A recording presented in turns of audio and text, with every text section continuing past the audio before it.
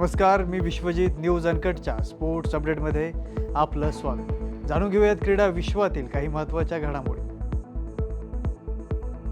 IPL 2025 मध्ये आज Delhi Capitals आणि कोलकाता नाईट रायडर्स यांच्यात सामना होईल. हा सामना दिल्लीतील अरुण जेटली स्टेडियमवर संध्याकाळी 7:30 वाजता खेळला जाणार आहे. IPL 2025 मध्ये दिल्लीने आतापर्यंत 9 पैकी 6 सामने जिंकत 12 गुणांसह पॉईंट टेबलमध्ये चौथं स्थान पटकावलं. तर दुसरीकडे कोलकात्याचा संघ 7 गुणांसह 7व्या स्थानावर आहे.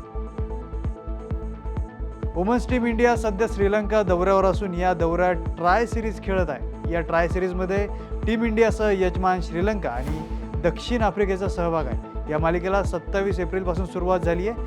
टीम इंडियानं हरमनप्रीत कौर हिच्या नेतृत्वात श्रीलंका वुमन्स क्रिकेट टीमवर मात करत विजयी सलामी दिली. त्यानंतर आता या मालिकेतील दुसऱ्या सामन्यात आज टीम इंडिया विरुद्ध दक्षिण आफ्रिका आमने सामने असणार आहे.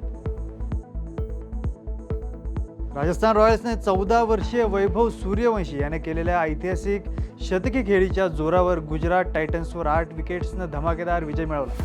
गुजरातनं राजस्थानला विजयासाठी 210 धावांचं आव्हान दिलं होतं, मात्र राजस्थाननं हे आव्हान वैभवच्या वादळी खेळीच्या जोरावर सहज पूर्ण केलं. राजस्थाननं 25 बॉल आधी आणि 2 विकेट्सच्या मोबदल्यात हे आव्हान सहज पूर्ण करत एकतर्फी विजय मिळवला.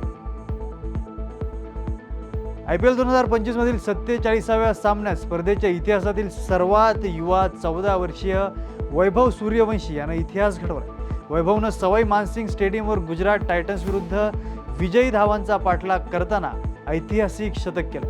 वैभवनं या शतकासह अनेक विक्रम रचले.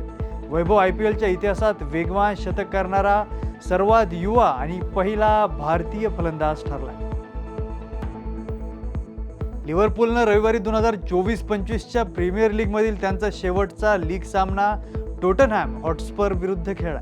यात त्यांनी 5-1 असा विजय मिळवला. लिव्हरपूलचं हे 20वे विजेतेपद आहे. यासह त्यांनी सर्वाधिक वेळा हे विजेतेपद जिंकणाऱ्या मँचेस्टर युनायटेडची बरोबरी केली.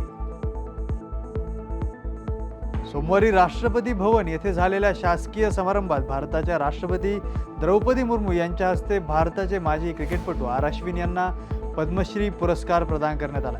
आर अश्विन यांनी ऑस्ट्रेलिया दौऱ्यावर असताना आंतरराष्ट्रीय क्रिकेटला राम करत असल्याची घोषणा केली होती. त्यांनी कसोटी क्रिकेटमध्ये भारतीय संघासाठी बहुमूल्य योगदान दिले.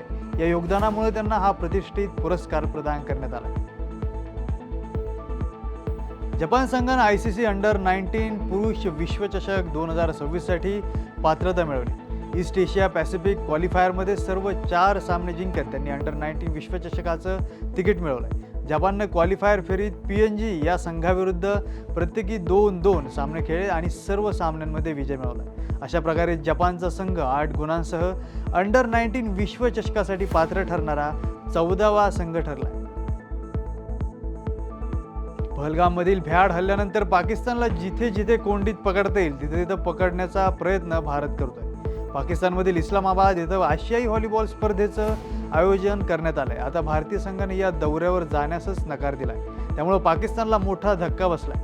ही स्पर्धा 28 मे पासून सुरू होणार आहे. या स्पर्धेसाठी भारतानं 22 खेळाडू आणि 8 कोचिंग स्टाफमधील व्यक्ती जाणार होते. मात्र या स्पर्धेला आता 1 महिना बाकी असताना आपण या स्पर्धेत खेळणार नसल्याचं भारतीय संघानं स्पष्ट केलं. या बातमीसह स्पोर्ट्स अपडेटमध्ये इथेच थांबूया. पाहत रहा न्यूज अनकट.